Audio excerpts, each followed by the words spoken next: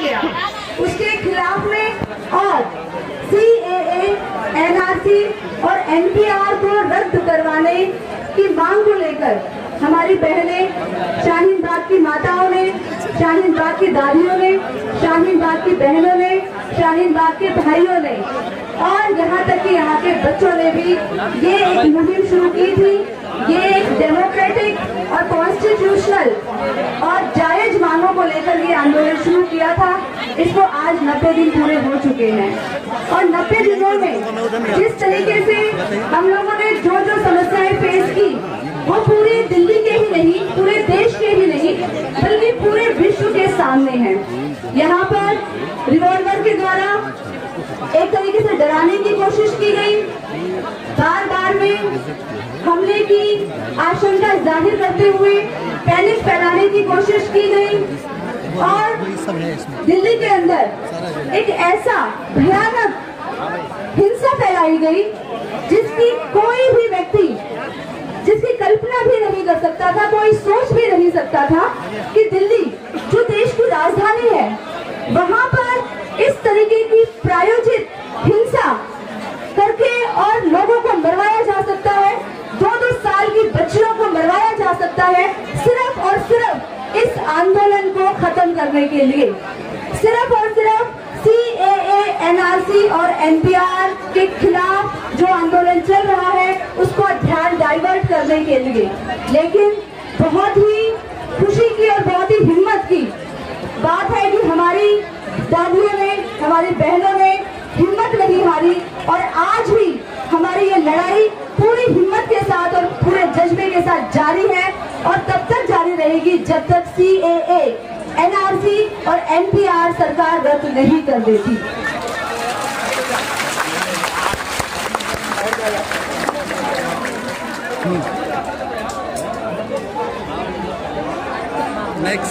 Next start करिए।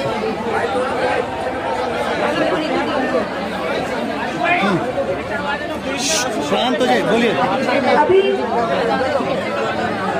जिस तरीके से दिल्ली के जो इलाके हैं, जाफराबाद, सीलमपुर, शिवविहार, मौजपुर, इन इलाकों में जो हिंसा फैलाई गई है वो प्रायोजित हिंसा थी और इस हिंसा को जो सांप्रदायिक रंग देने का प्रयास किया गया है और उस सांप्रदायिक रंग देने की जरूरत सरकार को इसलिए पड़ी क्योंकि जो CAA जो कानून संसद में पास किया गया है वो अनकॉन्स्टिट्यूशनल है, बिल्कुल अनडेमोक्रेटिक है और जो हमारा सेक्युलर वैल्यूज है हमारे संविधान की बिल्कुल उसके खिलाफ है।